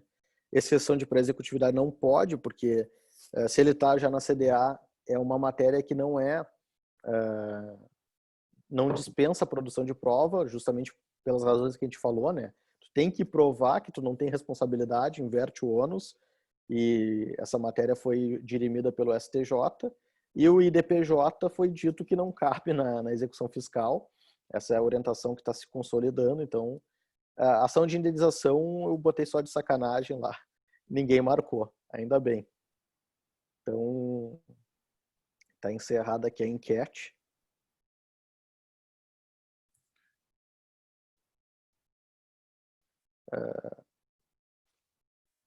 Qual a pergunta que entrou? Camila, tenho visto o TJ, RS nos casos de execução fiscal de IPTU, quando ocorre a venda do imóvel que originou a dívida ao invés de subrogar, incluir o comprador mantendo o vendedor na execução. Vocês já viram isso? O que vocês acham desse posicionamento? Tem um julgamento estranho do STJ nesse sentido, mas eu entendo que estão violando a previsão do CTN. Camila, eu tenho visto sim. E aí é a questão daqueles privilégios e garantias que o CTN assegura ao fisco, na ideia de garantir que o crédito seja pago, mas que eu acho que vai demais, é privilégio demais. Vamos lá, o que o CTN no 130 dispõe? Quando nós estivermos falando de dívida, obrigação própria ter rem, própria da coisa, a dívida ela sai do nome do devedor original e vai para o comprador. Ele que comprou passa a ser o novo devedor. E aí, isso resolveria, né? Porque cobra do comprador, ele vai ter que pagar. Há uma violação aí de normas de direito civil, obviamente. O vendedor, ele normalmente nos contratos, ele promete vender um bem que é livre de dívidas, mas do ponto de vista tributário, não há dúvida que o comprador é o novo devedor, certo? E aí, pensando no interesse do fisco, se o comprador ele não pagar ou não tiver condições, o próprio bem pode ser definido para garantir a satisfação do crédito tributário. É uma das exceções que não vale a defesa do bem de família, né? É exceção o bem de família quando é a origem do próprio bem. Então aí acabaria os problemas. Só que daí eu advogo para empresas de incorporação imobiliária, como o fisco ele quer pressionar e receber logo, ele mantém a empresa também e cobra da empresa que vendeu o bem. Porque daí ele sabe, bom, se o comprador não tiver dinheiro, se eu for levar a leilão esse bem vai demorar muito, então eu vou cobrar da empresa, mas a empresa já vendeu e ela quer se desfazer dessa obrigação e desse ônus. Aqui a gente tem um problema, realmente a Camila fala com razão ali, isso é um problema que está acontecendo com frequência e compete a nós aí evitar que se consolide essa orientação.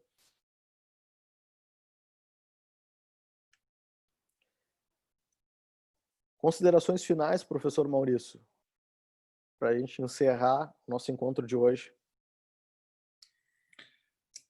Muito obrigado, pessoal, por todos que estão aqui até agora, até quase 10 horas, na terceira aula, numa terça-feira, escutando o tributário, que mesmo que está todo mundo em casa, eu sei que está bem difícil isso para todo mundo, mas me deixa bastante feliz, realmente, bastante feliz.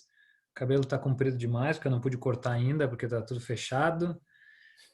Mas, pessoal, muito legal, muito obrigado pela atenção de vocês. Essas perguntas aqui são realmente legais, esse tributário ao vivo, assim. Mas estimulo vocês a se manifestar mais ali no grupo e vamos se encontrar na quinta-feira e talvez não só na quinta-feira. Vamos esperar boas novas aí. É isso aí. Então, por favor, não percam o nosso encontro de quinta-feira. Vocês precisam estar presente. É a nossa última aula. A gente vai querer fazer ela com muito carinho para agradar a todos que nos acompanharam desde o início. E vamos informar novidades aí no encontro de quinta-feira. Uma boa noite a todos e até nosso próximo encontro. Boa noite, pessoal. Valeu.